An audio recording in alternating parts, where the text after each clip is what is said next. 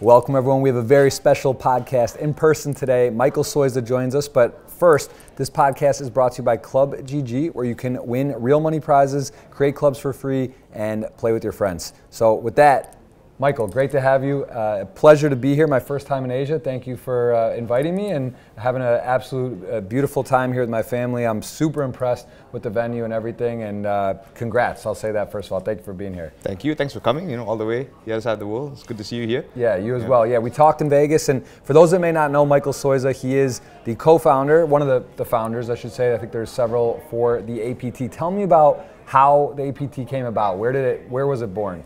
Well, just to correct that statement, I'm not a founder of the APT. It's been around for a long time. Okay. About 14 years, but I'm one of the new co-owners of the Co-owner, APT. okay. Yeah. Well, so we took over the company, and now we've kind of revamped it and relaunched it. So yes. Very cool. So when talk to me about the history. When did it first ever start, and what's new with it now?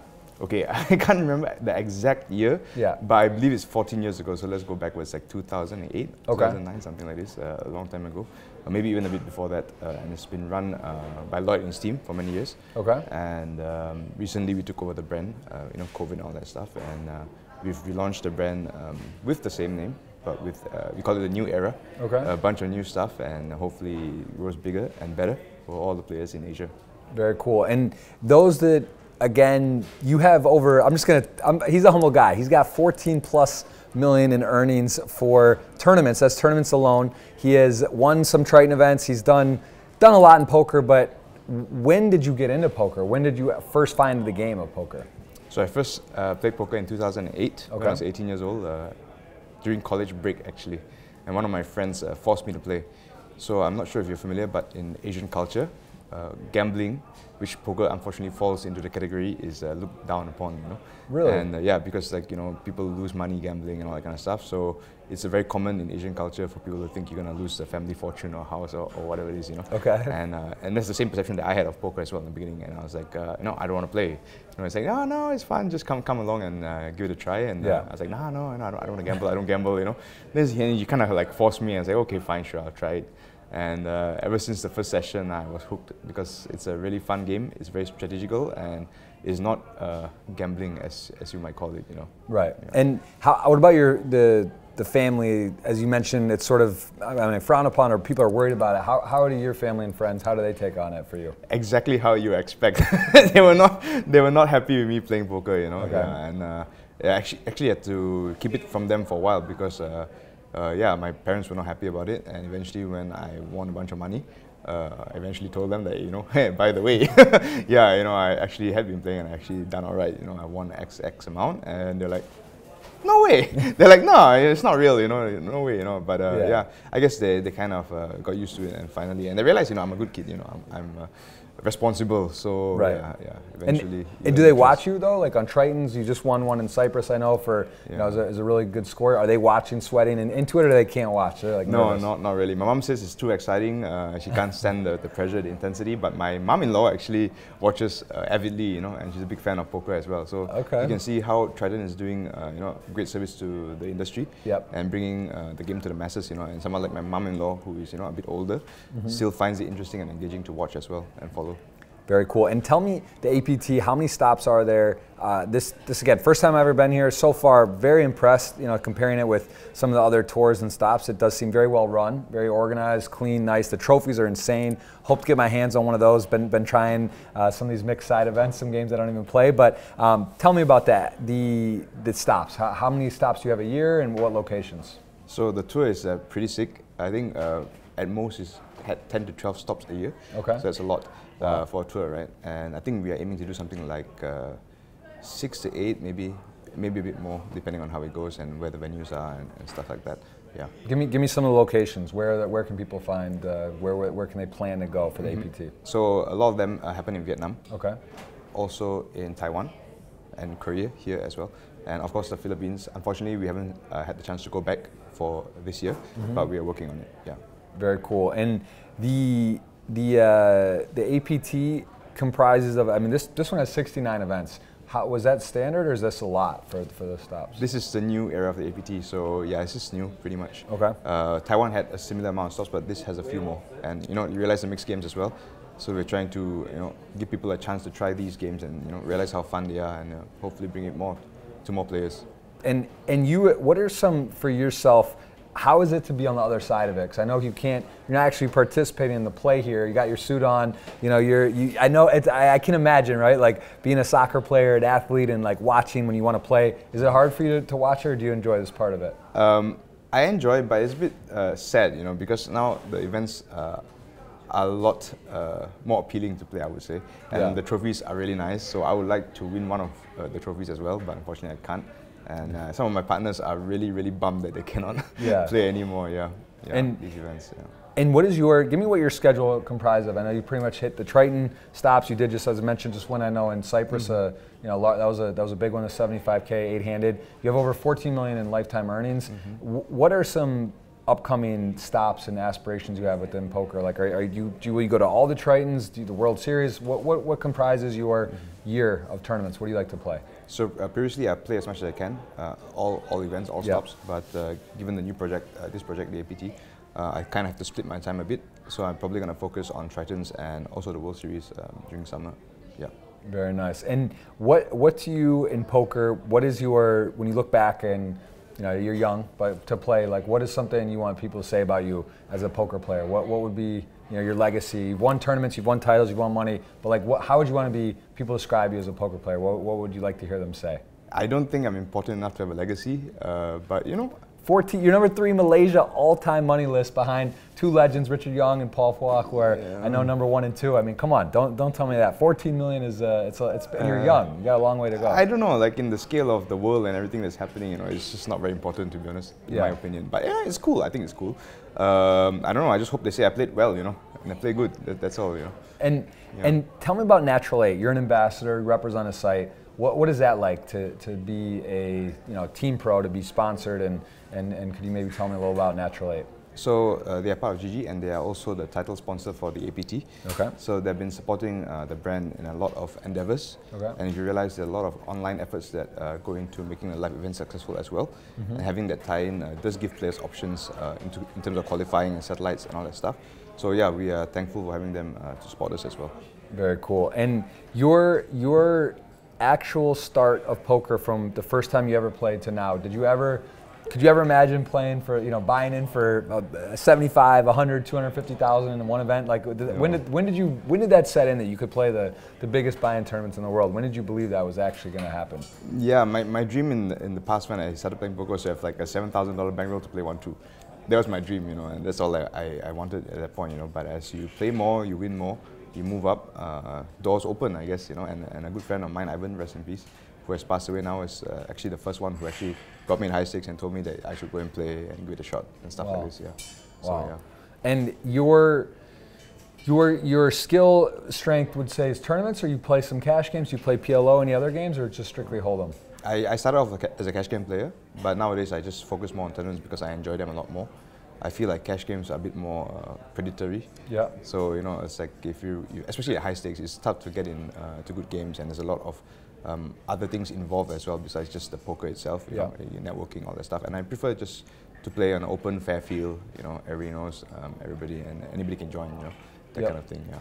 And tell me how the APT sort of player base compares to some other tours. Obviously, the APT Asia Poker Tour, right? So it's predominantly Asian. Mm-hmm. Is there a mix of Europeans and is there any from the United States? Really, I haven't seen much here. Is that a goal to grow to these other parts of the world? And give me like the pie chart of what % are players from Asia versus other parts of the world. Well, I would say like 99% are people from Asia and 1% are Westerners who live in Asia, something along those lines. But we don't really have plans to expand outside Asia because we are Asian born and bred, so we want to focus on the area, the region that we are comfortable in and strong in. So yeah. But in terms, so yeah, of course the events will be run in Asia. But do you think there's an appeal? Do you think that this could be something where people, for myself, I know when we spoke, super interesting to me to come. I look at it as like an amazing opportunity to come check out the world. Go to Japan after. It's all kind of in the region, and I'm super happy to be here. Is that something that you think would make sense to sort of couple like a tour part of it or a package where people come and you guys do? Is that appealing? Do you think that people might want to do that? For sure. So like our goal is to make the events that we run here in Asia so appealing that people from the West would want to fly down, and it's worth their time to fly down and play these events, because they're big enough, the prize pools are big enough, and it makes sense.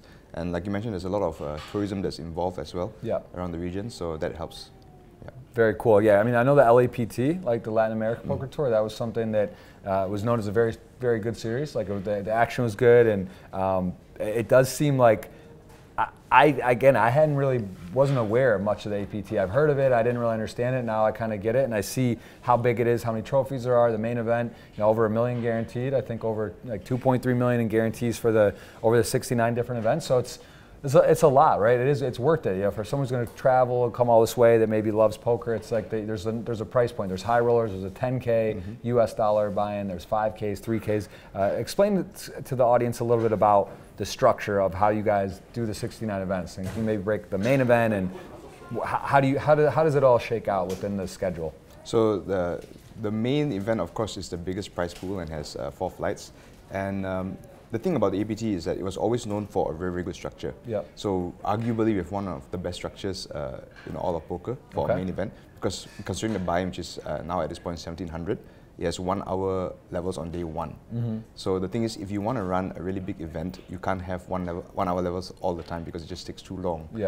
So we kind of come up with a hybrid whereby we have multiple durations or levels for different flights. So we have the 1 hour levels to maintain that heritage from the old APT, but we also have like a 45 minute level day as well, and also 30-minute levels flights as well. So you can cater to all players who have different time schedules and commitments and stuff. So there's something for everybody. So that's the main event, and along the whole series we have high rollers that run every day, single day high rollers to cater to those who want to play a bit bigger, and these have been pretty popular since the relaunch. And the Super High Roller got 84 runners yesterday, which is very good in Asia. And in Taiwan we actually had 300 runners for our high roller, which was around 3,500. And this was unprecedented, and we actually ran our tables. It would have gotten more.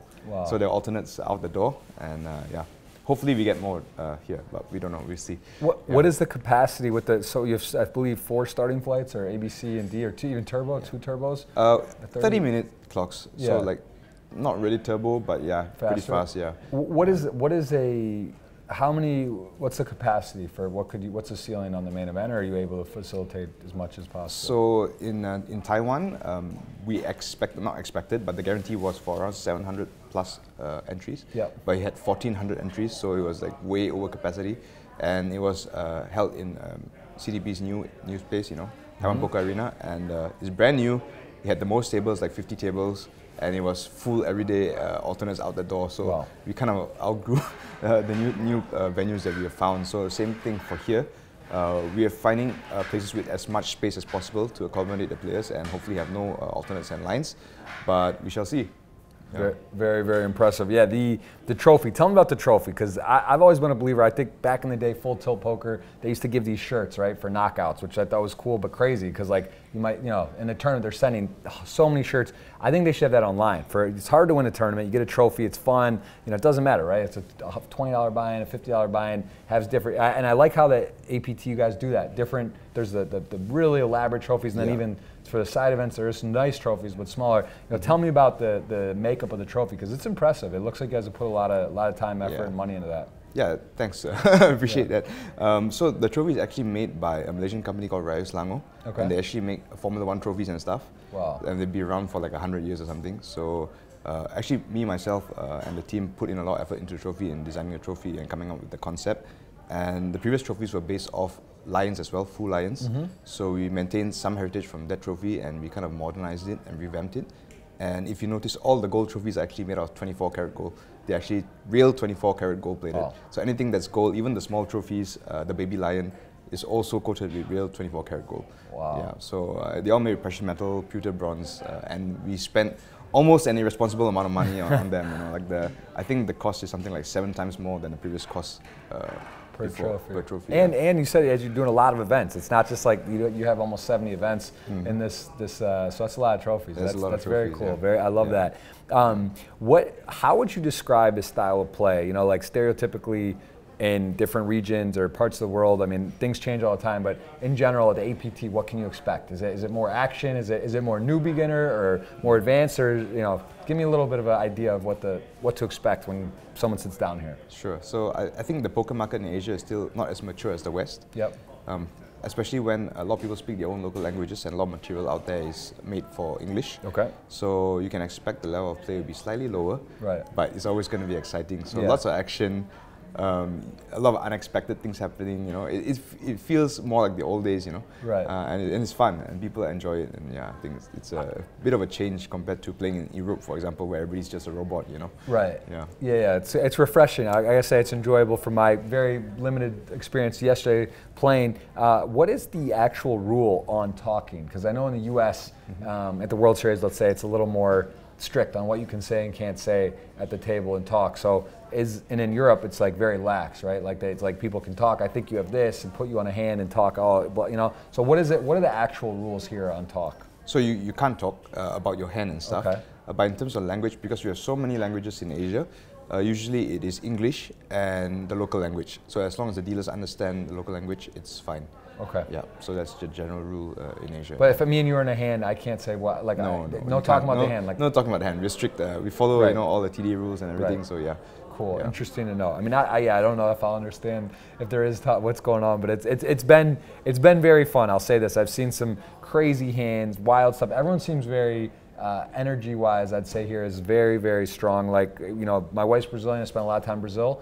I've always said this about Brazilian players. They just seem so very vibrant, excited, fun, right? That feels to be the type of energy out here. And again, I don't know specifically like we're in Korea, but the typical feel of the players just in general that are here playing, like, seems very fun. You know, I don't see anyone really getting upset or saying, it just seems very light. Is that fair to say? Like spirit-wise, everyone's sort of happy and very generally lucky? Yeah, and not to say people don't take the game seriously, but people enjoy the game a lot more here. And there's, you know, the APT had a very strong family vibe in the past, where everybody kind of knew everybody, and we're trying to maintain that as well. So, you know, provide a fun environment, a relaxed environment, a friendly environment, so people can just be themselves and enjoy poker, you know. Yeah. And what is your goal for the APT? What do you want? Give me a 10-year vision, you know, in terms of buy-in size, numbers. Give me some sort of future. It's because it seems to be growing very fast, right? Like it has. It's taken off. So what is? Give me like what you think is possible in the 10 years from now. Well, hopefully it just becomes a premier tour in Asia, and like people from all around will come down and play. And we hope to have a series with a bigger buy-in, maybe a 5K main event, something along these lines. But I think we are still some ways away. We're not sure if the Asian market can support it, because you know it's a lot of money in Asia, $5,000 US. So we'll see how it goes. We try our best. We're scaling up bit by bit. And it is unlimited re-entry, is that right, for the main? Yes, it is. Yes. Okay, so I mean, in reality, it's bigger than a 1,700 because the average, you know, I mean, that's nice. Unlimited re-entry means. What's the record? Give me. However, because of the structure and you know how slow the blind hours are, you don't do too many bullets in it. Okay. Yeah. Is that's typically? Yeah. What's the record? And if you can as in what? And someone re-entries. doing? I have no idea, to be honest, but it could be a lot. It's really up to you. You know, you get a random guy who's just going on tilt. You know, you never know. Yeah. The sky is the limit. You know, but generally our structures are the best, and you will do the least bullets in our main event than almost pretty much any other main event around. Yeah. And how many big blinds starting stack do you get for the main? A bazillion big blinds or something. Oh, it's deep. It's very deep. It's deep. Yeah. Very cool. What do you think for the 10K high roller? That'll be Monday. That's televised as well? That will be streamed, yes. So that's the Superstar Challenge. It's a single day event, because what we realize is that a lot of you know, rich people don't have time to spend playing multi-day tournaments. In fact, a lot of feedback that we get is that people want to come for the weekend, play you know, 1, 2 events and go back home. It's not on the weekend, but it's just catered more towards the more recreational player. It's faster, and it's the biggest buy-in. So yeah. And tell me about your tournament sort of director, Neil. You've got some of the best people now working on this tour. What's that relationship like? How are you able to land Neil? So actually, Neil is a president of live events, live operations, and actually Lloyd is our tournament director. So Lloyd has been in the industry for a long time. He's TD certified. He's you know, trained by Matt Savage. You know, he's been around for a long time, very experienced. And Neil himself, you know, people who play the APT and all know Neil. He's been around for donkey's years, and he's he has such a passion for the game. You know, he's one of the guys that will scrutinize every single detail of the schedule. You know, all the rules, and you know, Lloyd and Neil as a combo, a killer combo, I would say. Yeah, very cool. And what has been a highlight event for the APT? Is there some moment that stands out? Is it a record-breaking field? You know, some crazy hand for a main event, or is there anything that stands out as a signature moment so far for you for the APT, whether personally or as a tour? So I think our relaunch in Taiwan was pretty epic.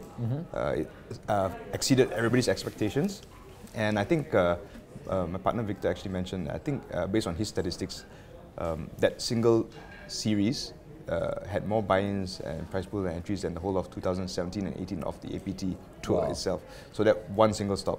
So that was kind of a hallmark event, and you know, that's our new benchmark. That's what we strive for this point forward. Yeah, and hopefully we can exceed that in the future as well. Yeah, and I kind of asked you earlier, but how did you, specifically as being a professional poker player, how did you get brought in? Did you reach out, were interested, or did they come to you? How did you get involved with APT? So during COVID, you know, everything kind of slowed down, and you know, live poker pretty much stopped. And they reached out, because my poker career started at the APT as well. Okay. So I do know the guys quite well, and I've been playing in their events for many, many years. So yeah, we always had a good relationship, and they reached out. You know. How is your APT hardware? I know you got some Triton stuff. Have you won some titles for APT? Yeah, I have quite a few legacy APT titles. Okay. Yeah, they're cool. You know, now it's vintage. Are you gonna upgrade your trophies? Or are you gonna like take your old ones and get them made into this? No, I can't do this. It's not legit. Not good, right? Well, one of my partners insists that he wants to do that because he said one of his is broken, so he wants to replace it with a new one. Wow. You know, I'm very against that. You know, Yeah, you gotta keep win the integrity of everything. Yeah. I love it. And tell me your personal favorite places to travel or be vacation in Asia for someone that maybe wants to come play, then also to hit some family or touring on their own. Where would you recommend to go from? Let's take this venue in particular. I would say Korea is really interesting, but my personal favorite is actually Japan. Okay. And I think Japan is a world of its own, and it's very interesting, and you know, they do things in a very special way, and almost everything you see there is going to be a new experience.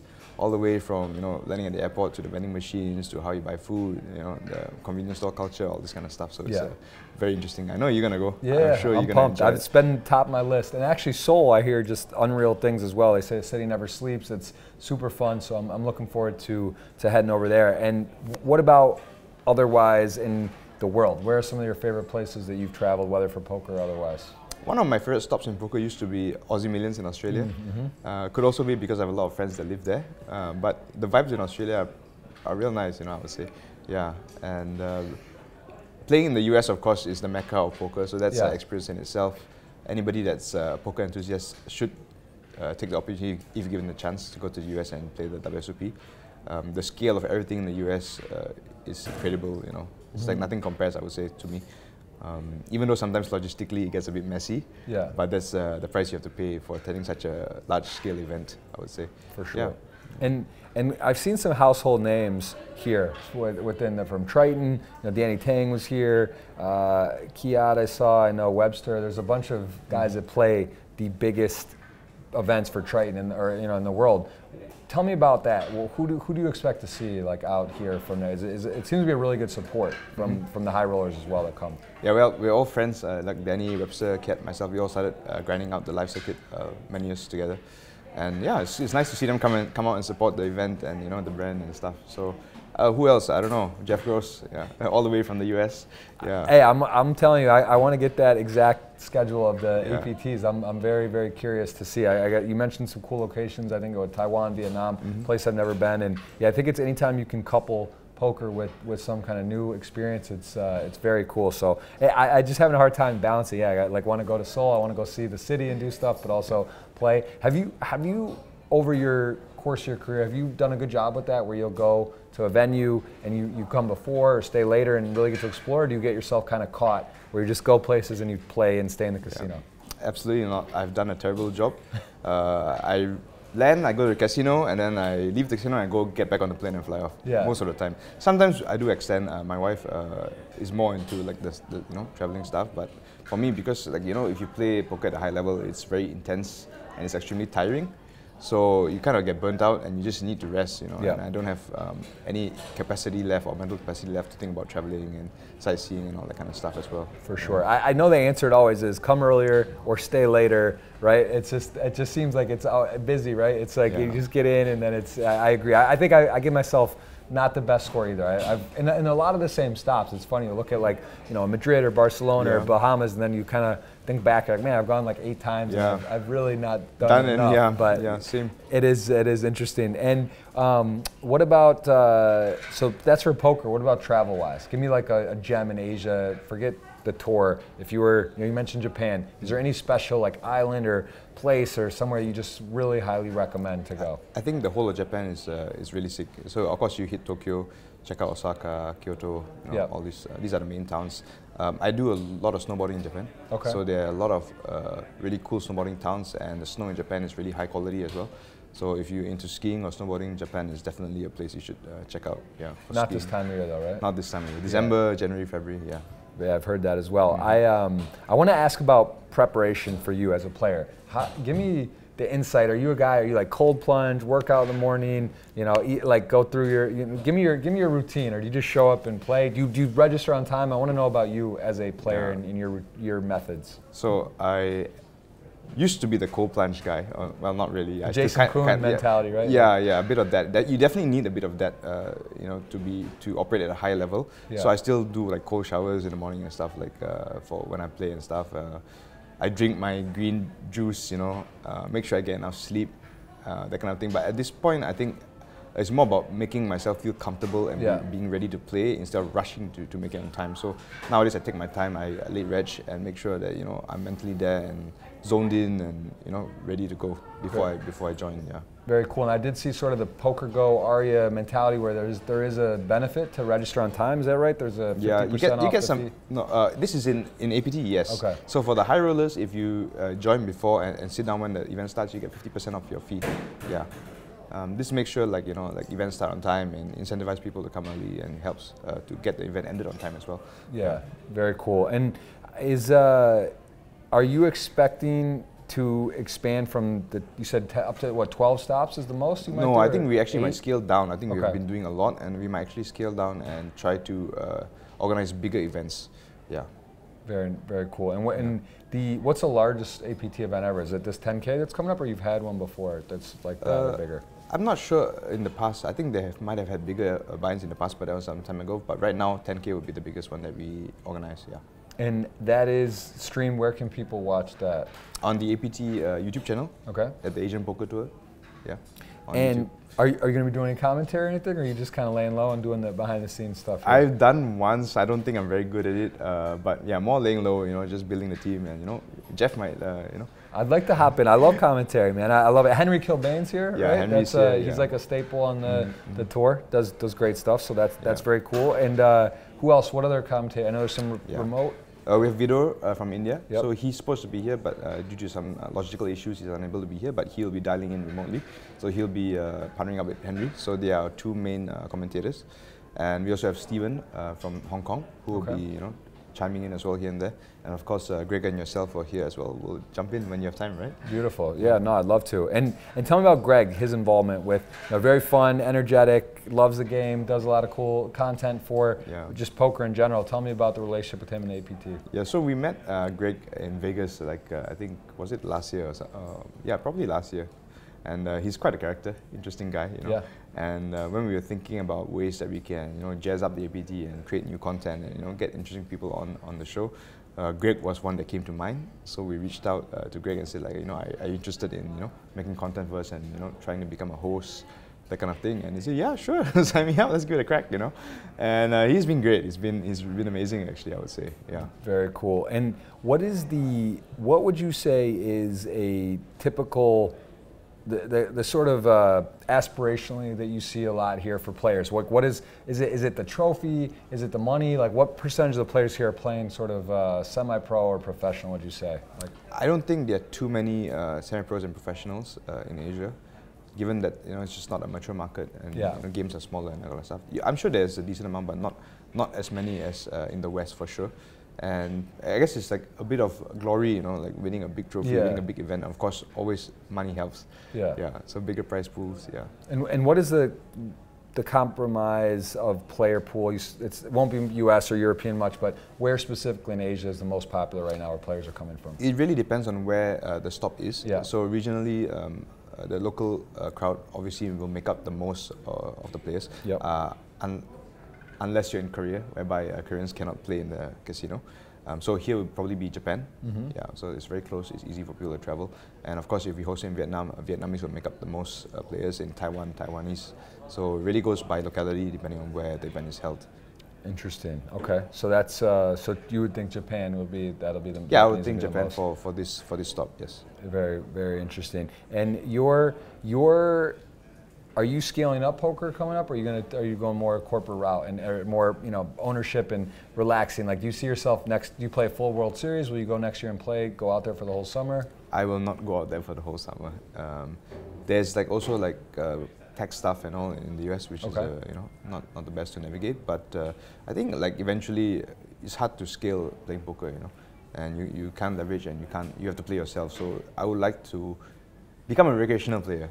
And I want to be on the VIP side one day, So that's my aspiration. Yeah, that's especially with Triton, how they break up the stuff. How far away are you? You think that'll ever fly or no? People give you a hard time. I asked Jason if maybe I have a business now. I'm a VIP. He's like, yeah, nice try. Yeah. I don't know. Eventually, maybe it really depends on how much you play, I guess. And but I think I'll still be playing a decent amount. Yeah. And in preparation, I asked you about your pre-game stuff, but what about review, study? Is that something that you did a lot more of, you're doing less of? Do you still stay pretty active on that stuff? I used to do a lot more, and I definitely don't do enough these days, but trying to balance having a business and playing as well. But I was telling my friend recently that I kind of do it in seasons. So it's like on season, off season. So pre-season you do a bit of warm up and a bit of training and stuff, and then after the season you focus on other stuff, and when it comes back to playing season, then refresh again, that kind of thing. Yeah, very, very, very interesting. Yeah, the game changes a lot. Like even I do the weekly GG Millions, and I'm not doing a lot of work myself on my game, but I look at them like, man, this is fascinating. Like the game seems to change, right? The sizings, the thought process, how the ICM dictates and people respect or not. It's very interesting. The game's always evolving. So I think poker's in a great place. And PLO, I want to ask specifically. PLO, you have some events. Is that growing in popularity? I think there's some cash games that go on too that'll be good here. Is PLO kind of moving around as short deck? How would you break? I guess, all right, 100% pie chart, Hold'em, PLO, short deck. Where does that fall into the current sort of preference of players? You would say as a stereotype out here. I think 80% still prefer Hold'em. Okay. Yeah, maybe 17% like PLO and 3% like short deck. Short deck's still very, very new. Oh, really? Yeah, it hasn't really been adopted by the masses in Asia yet. Yeah. Is that with because with Triton though it's so predominantly Hold'em and short deck, but is that not the case here? I mean, because I don't really see much short deck on the schedule here. Not really. We had some short deck events. Take-up wasn't that great, to be honest. Yeah, so Hold'em is still the main game that people play in Asia. Yeah, PLO as well. I heard in cash games like PLO 5 and stuff is blowing up a lot. But in events, I guess mostly Hold'em still. Yeah, I think that's fair. PLO 5 really, in South Florida, that's what they spread. And all the home games and the casino, you go there, it's 5-card Hold'em PLO, which is interesting. I know I did see some Big O, right? There was a Big O here with the 5-card high-low. It's definitely a beautiful game. And you're actually the number 3 all time in Malaysia. Do you get recognized? Do people and are you known not just at a casino, but do you get stopped at all? If you're just around and out, do people notice you from anything from TV that they've seen? Once in a while, sometimes. Yeah, not that often. Yeah. And tell me about Paul and Richard, as from Malaysia, 1 and 2. Again, you're 14 million. I think that Paul's got some crazy number, and Richard I think is in sight around 16 or 18 million, and Paul maybe at 28. Is that a goal for you to be the number 1 all time? Those guys, that's gonna be tough Paul's not slowing down, or Richard, I don't think, right? So I don't know if you can catch them, but is that a goal of yours to be the number 1 all time in Malaysia? Nah, actually, to be honest, somebody asked me this question a few years ago, and I was like, yeah, there's no chance, I'm never gonna catch up to them. But I guess I started playing bigger, and yeah, it's possible, but no, it's not really a goal. It doesn't really mean too much, And what's the biggest tournament you've ever played in Bayan? I actually was fortunate enough to play the London £1 million event, so that was pretty insane. Yeah, so yeah, that was the biggest one. What was that like? Kind of surreal, I guess. Yeah. Yeah, I had queens, ran queens into kings, so that was unfortunate. But you know, I didn't come here to 4 queens pre-flop, you know. So yeah. Who had the kings? I think it was Rui. I think so. Yeah. Yeah. I think Rui had kings. Yeah. I mean, that the £1 million. That's the talk about where's it going to go, right? From there, I actually thought maybe like a $1 million bounty would be fun, you know, like to make that would be pretty insane. You know, get a little rebate and it's big. I think that could be cool. And tell me about the mystery bounty that's becoming so popular around the world. And I saw that APT did implement that. What is the top bounty? Do you know on that, or depends on the price? It should be around 20 million Korean won. Which is like, it's like 17K US or something. Okay. It's like 17, 18K US maybe. And is that very popular? Has that become like? Yeah. The mystery bounty is fun. You know the element of that lucky draw element where you get to squeeze your envelope and see if you win. You know? Yeah, it's fun. And which is your favorite of the different games right now, the tournament wise? Like which is it, the high roller one here, the main event? Which one are you kind of most proud of that you love to see go and you think is a cool? I think the main event is the one that I like the most because it kind of maintains that APT structure and the experience. You know, you get to play deep, you get to play a lot. You know, you get to really play poker. You know, and that's what we try to maintain. And hopefully, you know, players get addicted to playing the game. You know? Yeah, it's a beautiful game. Yeah. And Malaysia, my last question, Malaysia. How is poker? Where is it grown? And is it becoming noticeably like wildfire? Is it growing a ton, or is it sort of maintained over the last few years? So initially, poker in Malaysia was very suppressed because it's basically illegal, and the only casino in Malaysia did not run poker games. So the only ones that were around were like these underground rooms and stuff. So basically, there wasn't really a scene, very niche scene. But recently, Poker Dream, shout out to them, have organized the first live tournament series in Malaysia. Okay. And it was extremely successful last year. And this year they just had it again, like I think like 2 weeks ago, and it was really, really successful as well. So it really is blowing up, I would say, in Malaysia. Yeah. Is that a stop that APT would be able to do in there potentially? Or? Who knows? You know, you never know. It's a bit complicated, but yeah, you never know. Very cool. Well, listen, I know, again, Michael Soyza, almost 15 million in career tournament earnings. He's suited up. He's taken a little different path, but I know the players here are going to be, they're not going to be upset to see you sitting out, because I know he does have some hardware. He is a tough player, and of course he is now a very much integrated into the APT. So Michael, really congrats. This has been a great experience so far. I'm very new in here. Like I said, I hope to lift some hardware, hope to do a little bit of everything, and I appreciate you inviting me. So thank you. Thank you, for the Jeff. time. Yeah, for sure. All right, everyone, that is number 189 for the Flow Show in the books. We are here in Asia, hopefully going to do a few more podcasts while we're out here. Some very interesting players and guests out here, and again, having a blast. And I will be doing a lot of stories on Instagram, content, and giveaways. So keep an eye out for that, and we will see you guys on the next podcast.